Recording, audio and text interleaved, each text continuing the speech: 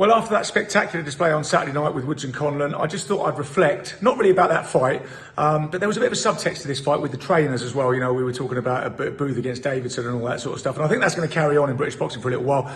And I wanted to look at the role of the cornerman. Now, the cornerman is obviously, is the head trainer. They train the guy, they'll work out the tactics, they'll be there during the fight. And that's the chief second, the guy that's in the corner actually giving instructions and everything else. And I wanted to ask how pivotal they are. Because we look at that fight last night, going out for that 12th round, I would have thought, now I watched the DAZN and the DAZN, the package, the coverage was brilliant. Tony Bellew I thought was particularly good, especially when we were waiting for Conor to come round. You know, he really understood the magnitude of what could potentially happen. And it was great to see that, that we had that happy ending in the end.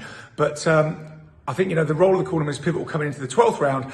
You would have thought that Woods' corner would say you need a knockout to win. So Davidson would have said, you must go out, you must stop him in this round to win the fight. After Woods clawed his way back in, but his points deficit was still quite large. But he was really back in the fight. Conlon's corner, on the other hand, Booth could well have said, and like I say, the DAZN coverage didn't actually go into the corners and give us that feedback.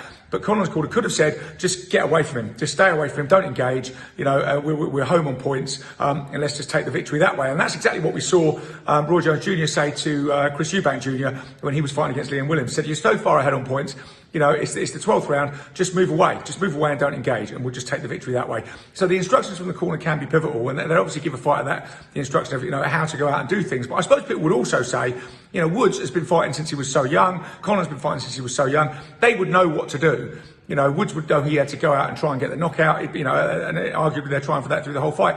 So how pivotal is that role of the cornerman? And I think, well, if we look back, the answer to that question, I think, if you can oppose that, is in a fight where one fighter is plainly superior to the other, the cornerman's role is fairly superfluous. You don't do a lot. You're really just a utilitarian function of putting the stool in, putting the water in, and everything else.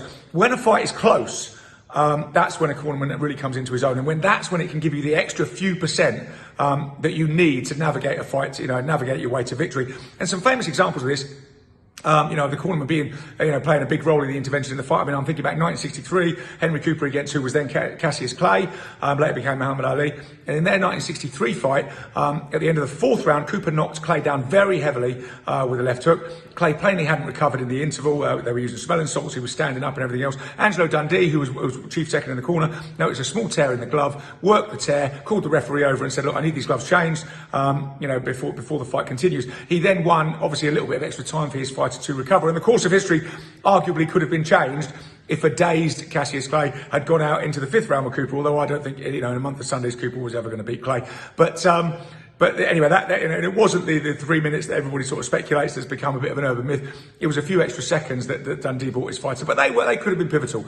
Dundee features again in corner interventions, 1981, Sugar Ray Leonard against Thomas Hearns, and Dundee famously at the end of the 13th round. Sugar Ray Leonard really looked all at sea. He looked lost. Tommy Hearns was coming into the ascendancy. Sugar Ray Leonard's eye was swollen. He sat down in the corner and he just looked lost. Dundee just got in there, very calm, very collected, and said, "You're blowing it, son. You're blowing it." Probably some of the most famous lines ever said in the corner. And he gave an incredible motivational speech, got Sugar Ray up. Sugar Ray went out and stopped Hearns in the 14th round, which he needed to do for victory. And in a way, last night, Conor Woods, it was an amazing fight. Amazing tried fight, showed what's kind of best about this game, and also showed how hard this game can be and how unforgiving it can be.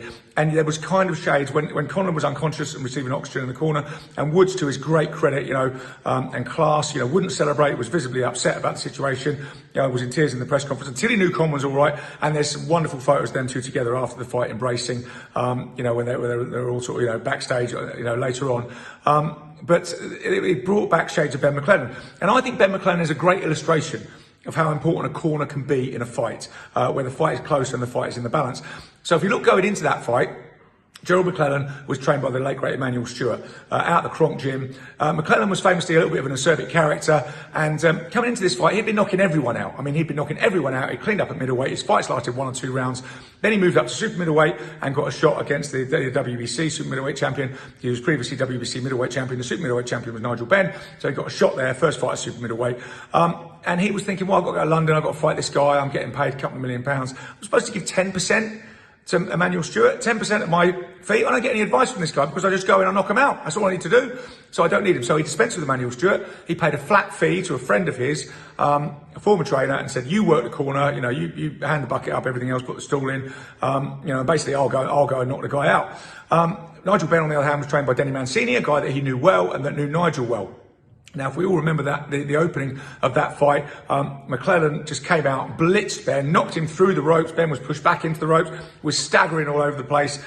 Didn't look like he was going to make it through the round. Finally made it through the first round, staggered on very unsteady legs back to his corner. He had just landed, a shot on McClellan. Probably about the only shot he landed at the end of the round. He staggered back on unsteady legs to the corner. Now, Denny Mancini, in what I think is a fantastic piece of corner work, looked at Nigel, sat him down. What would you have said? I would have probably said, Nigel, keep your hands up, go around, back off, use the jab, stay out of trouble till your head clears.